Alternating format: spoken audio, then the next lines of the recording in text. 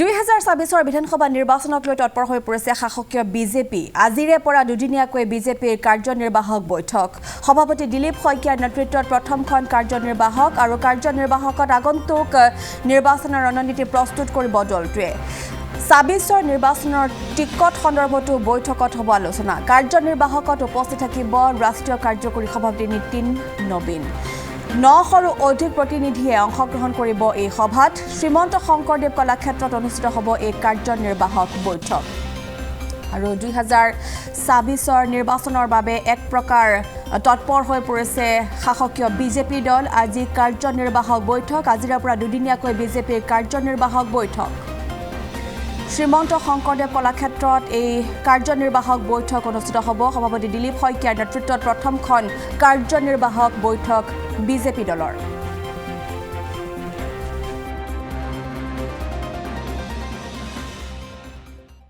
মোৰ কাৰ্যকালত দায়িত্ব লোৱাৰ পিছত প্ৰায় 900 প্ৰতিনিধি এই কাৰ্যনিৰ্বাহকত উপস্থিত থাকিব।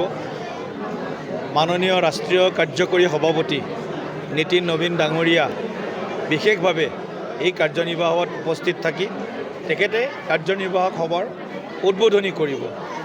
আমাৰ ৰাষ্ট্ৰীয় সাংগঠনিক সাধাৰণ সম্পাদক BL সন্তোষ ডাঙৰীয়া তেখেতো এই সভাত উপস্থিত থাকি আমাক মাৰ্গদৰ্শন কৰিব।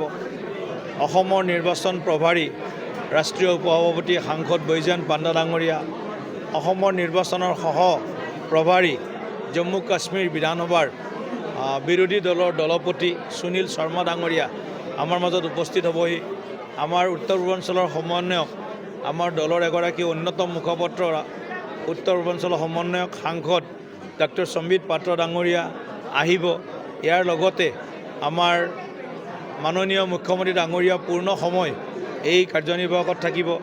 কেন্দ্ৰীয় মন্ত্ৰী সৰ্বানন্দ সোণোৱাল ডাঙৰীয়া, পবিত্ৰ মাৰ্ঘেৰিটা ডাঙৰীয়াকে ধৰি আমাৰ অসমৰ ভাৰতীয় জনতা পাৰ্টীক সন্মুখৰ পৰাই যিসকলে নেতৃত্ব দি আছে, একেবাৰে জিলা সভাপতিৰ পৰা আৰম্ভ কৰি ৰাজ্যিক বিষয়ববীয়া, আমাৰ মাননীয় সাংসদ, মাননীয় মন্ত্ৰী, বিধায়ক, বিভিন্ন স্তৰৰ নিৰ্বাচিত প্ৰতিনিধি সকলোৱে এই দুদিনীয়া কাৰ্যনিৰ্বাহক সভাত উপস্থিত থাকি 2024 চনৰ আমাৰ যি বিধানসভা নিৰ্বাচন, এই নিৰ্বাচনৰ কাৰণে এক ৰণকৌশল, ৰণনীতি আৰু আগন্তুক আমাৰ কৰ্মসূচী প্ৰস্তুত।